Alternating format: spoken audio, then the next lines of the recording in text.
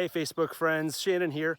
I'm out on a ride today on one of my favorite trails. It's the Blue Trace Trail here. It starts in Lee Summit and goes up through Independence. And so there was something I wanted to share with you today. I ride by this little marker all the time here on the trail, and it always makes me think. And so it actually is right here. I don't know if you can see this. It says right here, it says Trail of Death. And it's a little historical marker. And so here's the story. I did a little bit of research on this, but in 1838, I guess there was 800 some Potawatomi Indians that were transferred from Indiana all the way to Kansas. And on that trail, on this trail right here, they came through here.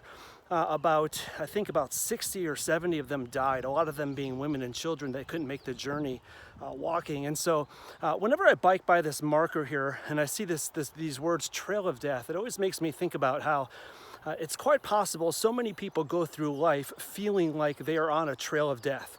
And basically, they're just going through the motions.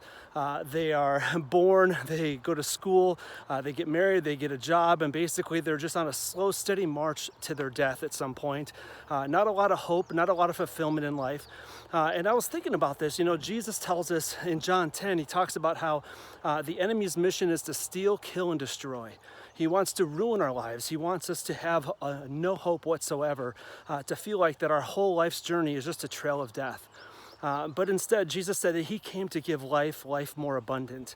And that's not talking about some health and wealth gospel that I've heard that verse used as, where it's about finances and all that sort of thing. In fact, we've all heard stories about wealthy people through the years that have been utterly miserable, yet they had all the money in the world. And so clearly that's not what Jesus was talking about. He was talking about having life to the fullest, having peace and contentment and joy, the sort of things that everybody wants, the sort of things that make life more abundant, that make life worth living. And so that's the kind of life that Jesus has called us to, and I'm always enamored by that. And so I pray for people that feel that way, that going through life without hope, that feel like they're on a trail of death. And so we are launching Real Community Church coming up in September, and one of the things that we've done is we have a counselor that's going to be joining us on staff, and she wants to work with people that are going through difficult situations, that may be lacking hope.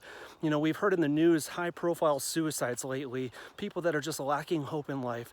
And we want people to experience Jesus, to live life to the fullest, to have the abundant life that he's called us to.